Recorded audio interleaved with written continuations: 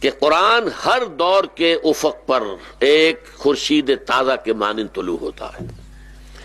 ہمیں اللہ نے جو توفیق دی ہے وہ ہے اس دور کا قرآن پڑھنے اور پڑھانے کی۔ ہمارا مولوی بیچارہ غریب اس دور کے قرآن کو نہیں جانتا، وہ قرآن جانتا ہے لیکن وہ قرآن جانتا ہے وہ جو آج سے کئی سو برس پہلے لوگوں نے سمجھا تھا۔ آج کا قرآن تو وہی سمجھے گا جو آج کی سائنس سے بھی واقف ہو، جو معلوم ہو، جس کو کچھ نہ کچھ صغرا کبرا اس کے ذہن میں موجود ہو کہ انسان کہاں کھڑا ہے، آج کہاں پہنچ گیا ہے، اپنے علمی اکتشافات کے معاملے میں، اپنی ایجادات کے معاملے میں کہاں سے کہاں تک پہنچ چکا ہے، پھر اس کے حوالے سے قرآن کو سمجھے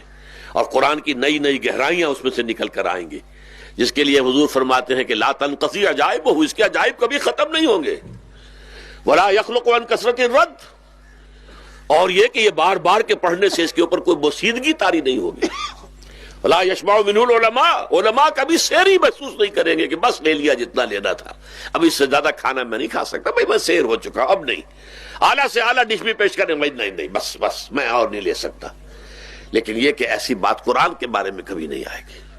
تو قرآن تو ہر دور کے افق پر، جیسے روزانہ سورج طلوع ہوتا ہے، سورج وہی ہے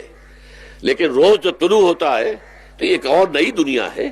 24 گھنٹے میں تو کافی فرق اس دنیا میں آ چکا ہے، اب ایک نئے جہان پر اور نئی زمین پر سورج طلوع ہو رہا ہے۔ اسی طرح قرآن جو ہے ہر دور کے علمی افق پر خورشید تازہ کے مانند طلوع